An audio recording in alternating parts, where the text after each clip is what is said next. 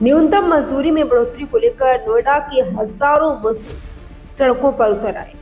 हरियाणा सरकार की तरफ से न्यूनतम मजदूरी बढ़ाए जाने के बाद नोएडा के मजदूर भी अपनी सैलरी बढ़ाने की मांग कर रहे हैं। उनका कहना है कि उन्हें महीने के 10 से 11 हजार रुपए मिल रहे हैं, जो केंद्र सरकार के तय मानक से भी कम है।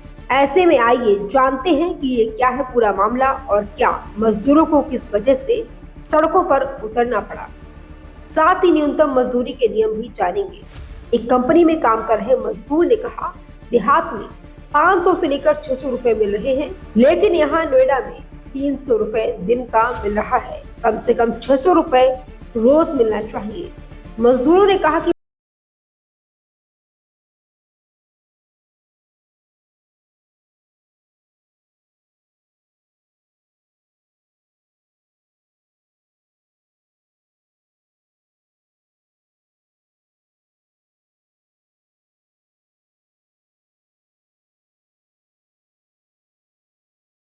बनाए जाने की मांग की है कि वहां न्यूनतम मजदूरी कम से कम 600 रुपए हो।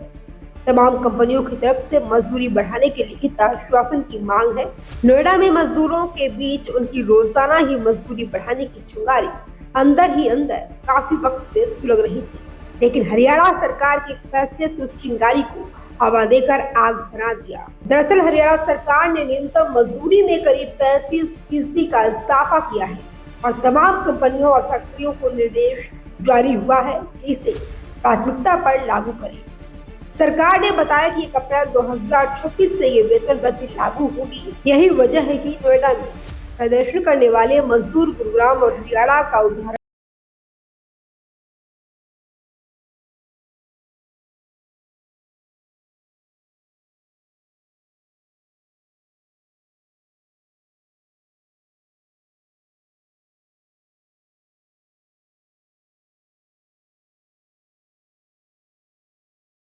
13,704 रुपए से बढ़ाकर 18,500 रुपए होगा। श्रम मंत्रालय के मुताबिक जब भी केंद्र सरकार मजदूरों की कम से कम मजदूरी न्यूनतम दर तय करेगी तो वह 3 मुख्य बातों का ध्यान रखेगी। इलाका मजदूरी इस आधार पर तय होगी कि मजदूर कहाँ काम कर रहा है, जैसे बड़ा शहर, छोटा कस्बा या गांव। अलग अलग जगहों पर रहने का खर्च अलग होता है।